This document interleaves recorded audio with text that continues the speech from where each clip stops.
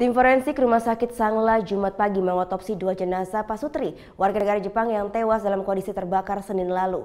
Setelah 3 jam proses otopsi, tim forensik belum dapat menyimpulkan penyebab kematian kedua korban, yang juga menderita luka akibat benda tajam di tubuh mereka.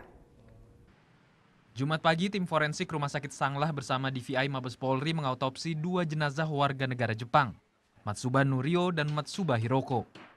Otopsi dilakukan atas permintaan tim penyelidik Polda Bali dan Polresta Denpasar untuk mengungkap penyebab kematian keduanya.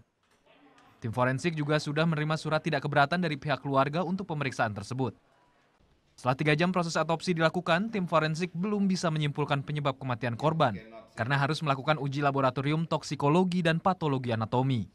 Kita lakukan juga pengambilan bahan sampel untuk pengujian laboratorium, yaitu laboratorium toksikologi untuk mencari kemungkinan adanya zat-zat alkohol maupun racun lainnya, kemudian patologi anatomi untuk penentuan penyakit yang kita ada atau tidak. Untuk sementara jenazah disimpan di ruang forensik Rumah Sakit Sangla sambil menunggu koordinasi dari konsulat Jepang dan pihak keluarga. Senin lalu 2 warga negara Jepang ditemukan tewas di dalam rumah kontrakannya di perumahan Puri Gading 2 Jimbaran, Bali. Keduanya ditemukan dalam kondisi terbakar beserta sejumlah tusukan benda tajam. Hingga Jumat siang polisi belum menetapkan insiden ini sebagai kasus pembunuhan. Surya Sanjaya melaporkan untuk NET. Thank you. Udah selesai nonton beritanya? Jangan pergi dulu dong. Subscribe dulu dan nonton tayangan lainnya di sini.